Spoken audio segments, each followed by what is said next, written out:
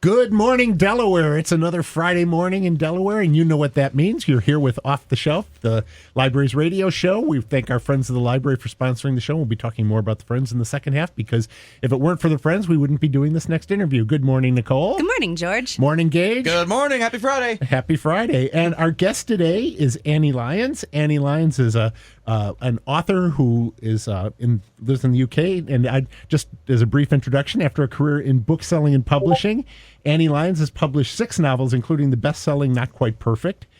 When not working on her novels, she teaches creative writing, and she lives in the southeast of London with her husband and 2 children.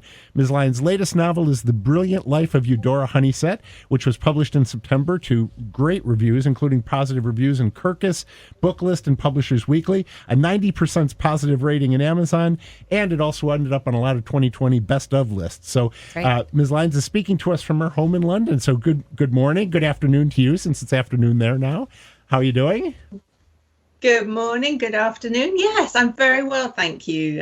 It's a sort of sunny day here, so we're all fine. We're doing okay, thank you. Great. We are really looking forward to talking to you next Thursday in the Zoom presentation. We're going to do our tea time with Annie Lyons at 4 o'clock Eastern time, and we're really looking forward to that. But we really wanted to give people a taste of your writing and what you write about. I have to tell you, I loved The Brilliant Life of Eudora Honeysett. I reviewed it a couple of weeks ago on the show. I loved it because it was kind of a realistic but not maudlin look at end-of-life issues. How did you pull that off? I mean, anytime you mention death in this country, at least people go, oh, that's a heavy subject. Oh, that is. But you just made a very life-affirming novel about death. Well, thank you, George. I appreciate that. I'm glad you enjoyed it. Yeah, it's a big topic, isn't it, to tackle? I think I'd always wanted to write a novel that dealt with death, and this is my 6th published novel.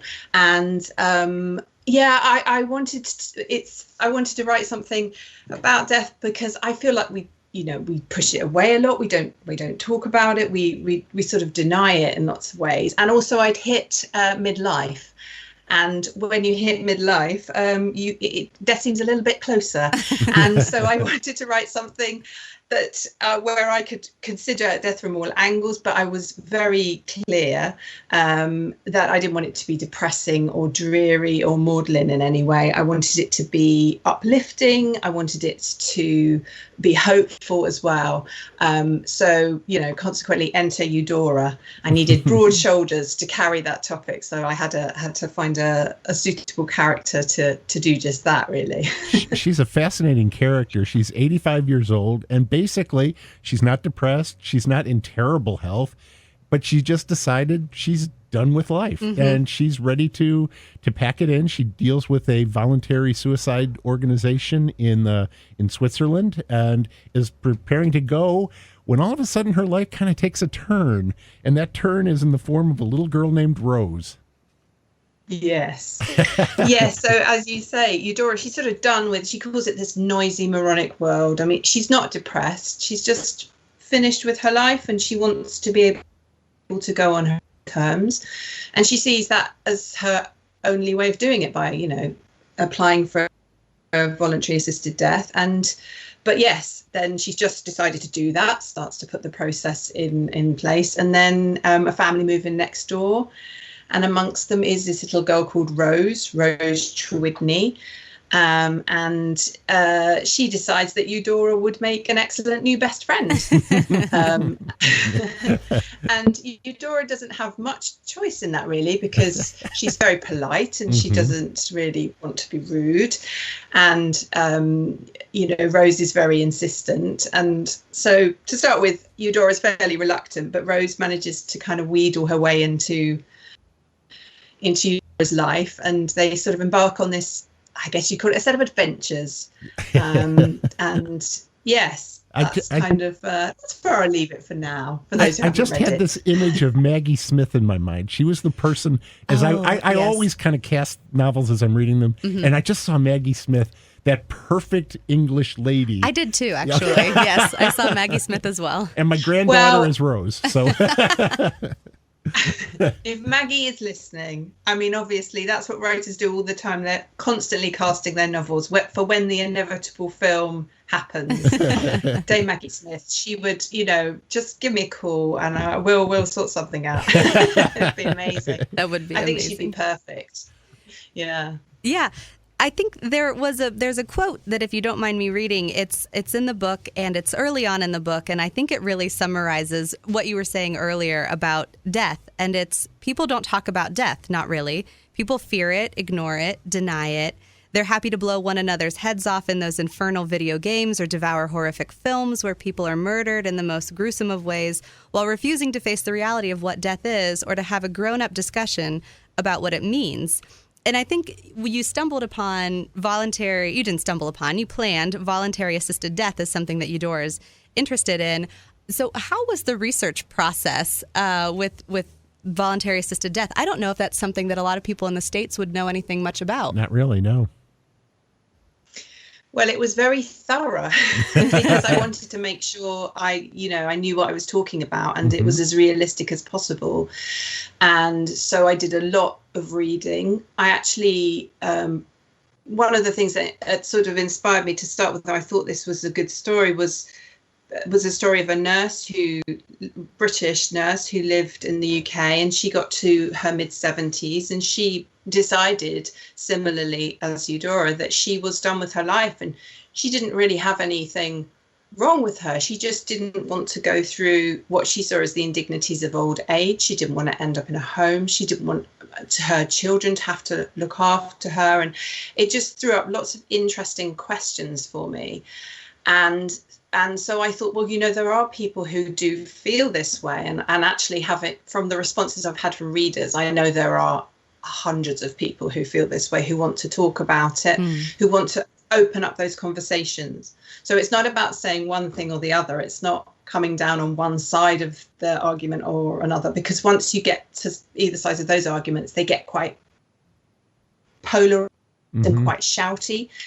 It's having a conversation and saying, how do people want the end of their lives to be, and to be able to have those choices. So yes, I did a lot of research. I did contact an organisation in Switzerland who were very helpful, and who gave me, advice about the processes of it and what people would have to go through. So I wanted to make sure that I was responsible with that as well, So it's yes, it was very interesting. It seems like a lot of that probably came through in the character of Petra. Is that right? The assistant that Eudora converses with regularly. Well, I liked that character, and Hannah, who is referred to as the death doula, who also is sort of a very rational character who is trying to help assist people into death, but not with the kind of the voluntary end of life, just more like more hospice and that kind of a thing. It's I thought her character was sort of almost like an offset to Petra and the organization in Switzerland. Yes, because she's, she wouldn't be supportive of what Eudora was doing. Right. But she's one of those amazing people who want people who are dying to feel safe, to feel loved, to feel, comforted, and for their relatives as well to feel the same. And I did quite a bit of research into that as well. Do you have death doulas in the States? Well, we would call that hospice. That would be our closest. Okay. Right. Yeah. Yes.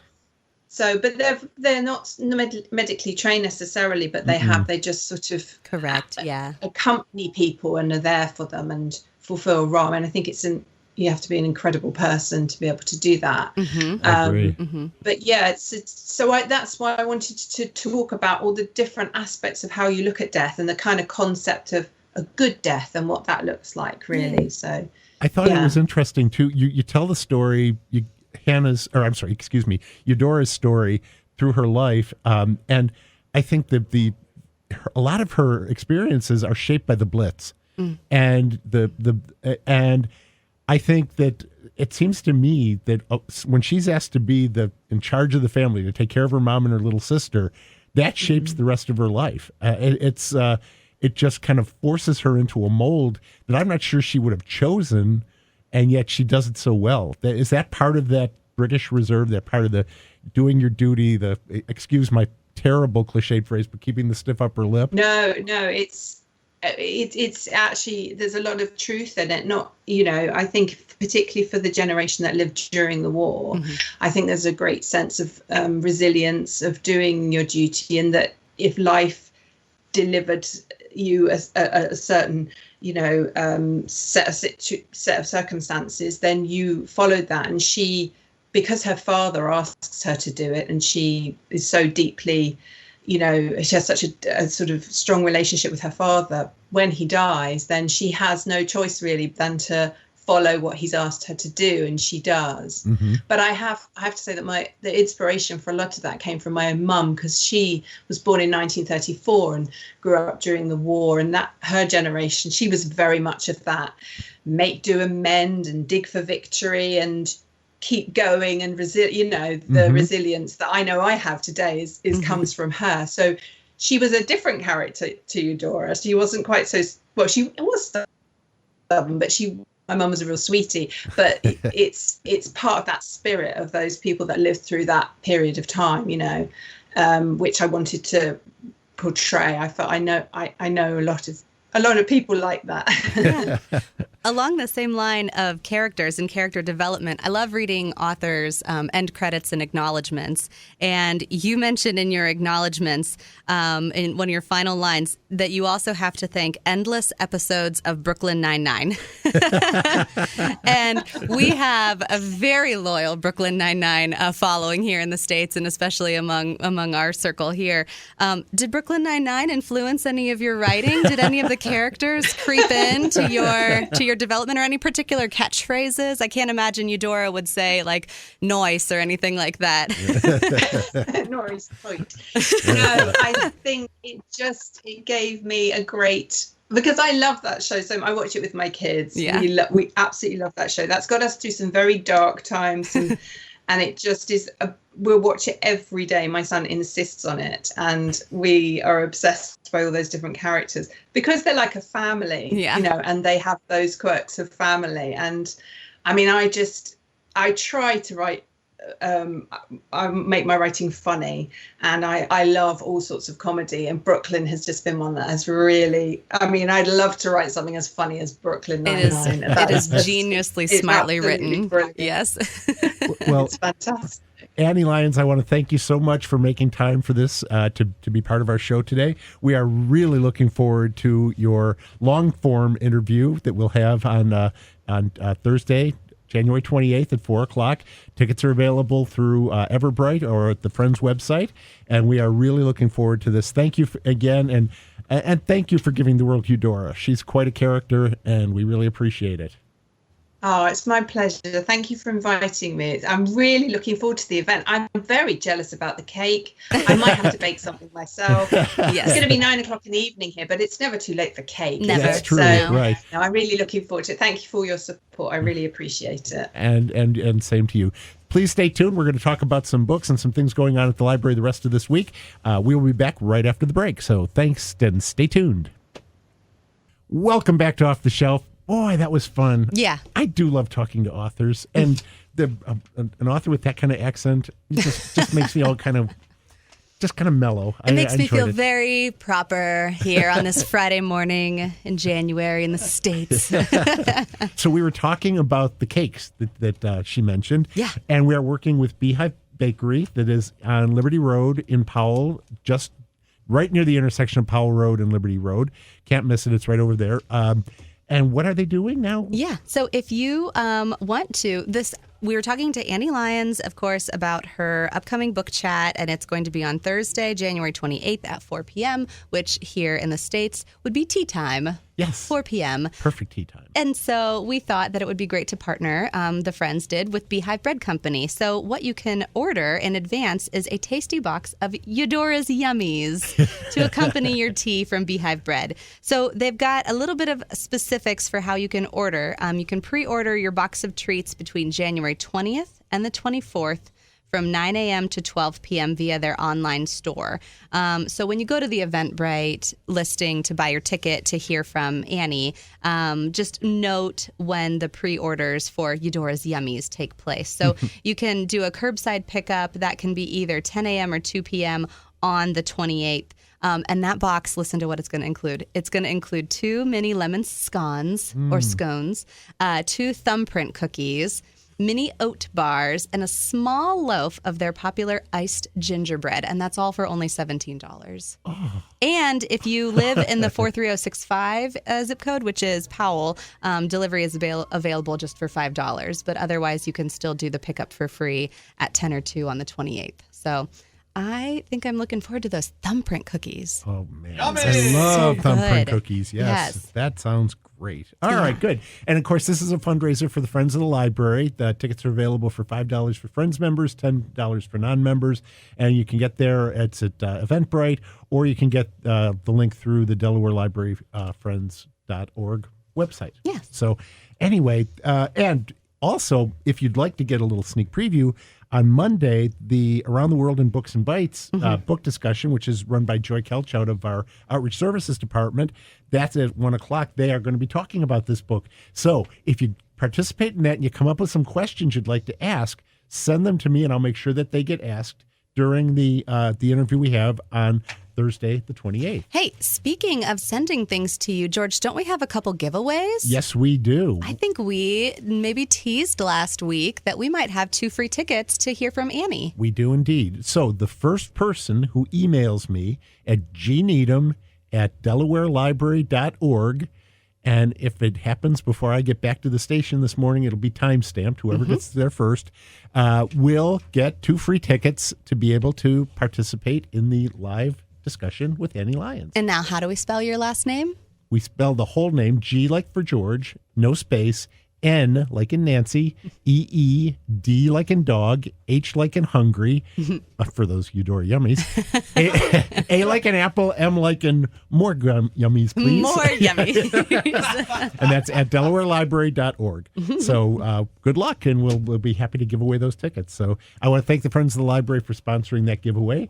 We have a few minutes left to talk about what we're reading. So what do you got for us? Nothing. Honestly, I have been trying to plow my way through The Brilliant Life of Eudora Honeysett by Miss Annie Lyons, and I have really been enjoying it. I wanted to make sure that I had it finished by the time that Books and Bites came, and by the time that I really wanted to have it finished for her this morning. I'm very close, but not quite. No cigar yet. So I'm reading, or actually I read this past Sunday. I had a backache, so I didn't feel like doing anything. So I just sat and I read Fourth Down and Out, an Andy Hayes mystery by Andrew Welsh Huggins. Now, for a long time, I've thought that Columbus really needed its own fictional, hardcore private investigator. I thought it's a perfect town for doing something like that. And I just discovered that it's had one for nearly 7 years, and I didn't even know about it. For shame. I felt like such a jerk. But I got this ad from Ohio University Press. Swallow Press is a subdivision of that. And they've been publishing Andrew Welsh Huggins' Andy Hayes novels since 2014. So I went back and found the first one, Fourth Down and Out, that was sitting on our shelves. If that name sounds familiar, Andrew Welsh Huggins is the editor and the writer for the Associated Press in Columbus. He does legal affairs for them. You may have heard him if you pay attention to Governor DeWine's pressers. He's usually asking the first question in those. But he's written 6 of these Andy Hayes novels, and there's another one coming out in June. So a little bit about Andy Hayes. His nickname is Woody, which he hates. Not because he hates Woody Hayes, but because he hates the background of it. He's a private investigator working for a criminal attorney in Columbus.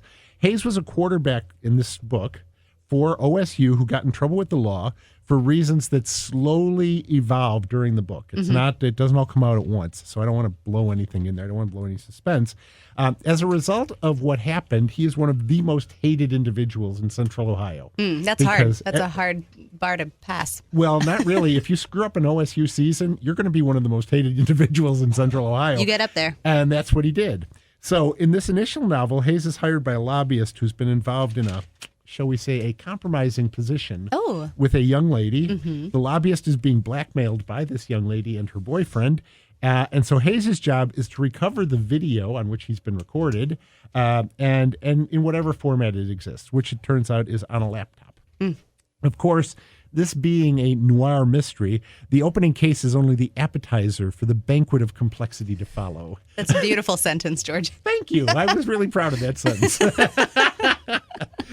Hayes touches on corporate corruption, family violence, the opioid epidemic, and the cult of OSU football, all of which contribute to a most satisfying conclusion. It's very well done. Welsh Huggins name checks all of the Central Ohio landmarks you'd expect him to. German Village, Easton, Carfagnas, the Hilltop, Powell, and of course at the climax, the Shoe. Okay. So it's all in there. And the movie, the novel moves at a really nice pace. It is a fast read. Like I said, I read it all on a Sunday afternoon. It's a noir, but it's not overwhelmingly violent. Although there are a couple of pretty good fights in there. There's no extensive blood and guts. And so actually, as I was reading this, I would favorably compare this to the first novel in Robert Parker's Spencer series, which I was a huge fan of. That started when I was in college, ended when Parker died a few years ago. But the first book was called The Godwolf Manuscript, and each book effectively portrayed a really good set of core characters that it was going to build from. And they vividly drew their setting. So with Spencer, it was Boston. With Hayes, it's Columbus. And I think he does a good job of humanizing Columbus, makes it interesting, contrasts it with Cincinnati or Cleveland or other cities in the state. So I'm really looking forward to reading more of the books in this series. Again, this one's called Fourth Down and Out, and it's by Andrew Welsh Huggins. I believe we have all the books in the series in one or another location of our library, and if not, through the Central Library Consortium. Yeah, now that you've discovered it, you can keep going with it. You bet I will. Yeah. I had another one sitting on my shelf because I had to actually get this one from Orange. So the other one was on our shelf, so I pulled it off, and I'm hanging on to that to read next. Another Sunday afternoon, hopefully with a healed back, but lots of time for reading. Definitely, right. Yeah. And with this kind of weather, it's great to sit inside and pour yourself a third cup of coffee and just read. So. Or a tea with some scones. Aha, yes. with my leftover Eudora yummies. Exactly. I mean, I don't think I could eat all of those during tea time. I think they're meant to share. I would think so, yes. So, okay, so we got some things coming up at the library this week. As I already mentioned, Around the World in Books and Bites. That's Adult Book Club, 1 o'clock on Monday. It's specifically about the brilliant life of Eudora Honeysett. So what else have we got coming up this week? We have, I think it's the kickoff meeting. If not, it's the second meeting of our Powerful Tools for Caregivers. This is a partnership that we're doing with SourcePoint, and they came to us. They have, it is an evidence-based program. They really want to have a good group of about 10 individuals who are caregivers, who are looking after maybe an adult, a neighbor, someone like that who they would consider themselves a caregiver for. It is a weekly 6-week course, and it is meeting at 1 o'clock on Monday afternoons, 1 to 2:30 p.m. And they're going to teach caregivers how to care for their loved ones while also caring for themselves, how to develop tools to face the challenges of caregiving. And so that one does require registration in advance. So go on to DelawareLibrary.org and sign up on our events page, and you'll be given a link through SourcePoint. That's a really important point, because too many people who end up being caregivers for parents or siblings or whatever, they end up not taking care of themselves. So this is a really good chance to get yourself the tools you need to be able to take care of yourself if you're in that situation. Yeah. So I'm sorry, go ahead. No, I was going to say in the same way, you find yourself in a certain age and you're either taking care of a parent or taking care of a younger child. So then similarly on the 28th of this coming week, Thursday, the 28th at 1 o'clock, again, this is an afternoon, there is a parenting workshop. This is with Centero counselors. This one is going to help you if you have a young one between the ages of, again, 0 and 8. And it could be any way, if it's toddler woes or, elementary school woes. But it's really going to help you work through some managing fighting and aggression. That's a good one. Yeah, yes. I might sign up for those. Help me with my sneaky mom tips segment. I do want to mention Wednesday, we have another program coming out through our Maker Annex, and that is protecting your online privacy. Yes. Requires a pre-registration, but that's available on our events page at DelawareLibrary.org. You'll learn some tools and techniques to help keep your online life safer and more private. And with everything that's going on, and with what we've seen in the last few weeks about how online things can come back to haunt you, you might want to actually take this class. So, and finally, I do want to mention, because we had Harla here last week talking about our human trafficking, and we have the in the evening of the 28th, we have the parenting workshop at 1. We've got Annie Lyons at 4, and then at 7 we have our book discussion about the book Traffic by Ellen Hopkins, which is the book discussion for mature teens and adults about human trafficking. So all of those will be interesting, and it's amazing how much we're actually packing into when the buildings are still not open. Our calendar looks full, and yet it's all virtual. So, and I think it's really spreading a wide range of interests. I think so, and I think that's partially what the library has to do. So, again, it's been a good show. Thank you very much, Gage. We appreciate your help. My pleasure. And Nicole, always a pleasure. Always a pleasure. Happy Friday. Big thanks to our friends of the library, not only for sponsoring this show, but for sponsoring this great program coming up with Annie Lyons. So we will see you in the parking lot.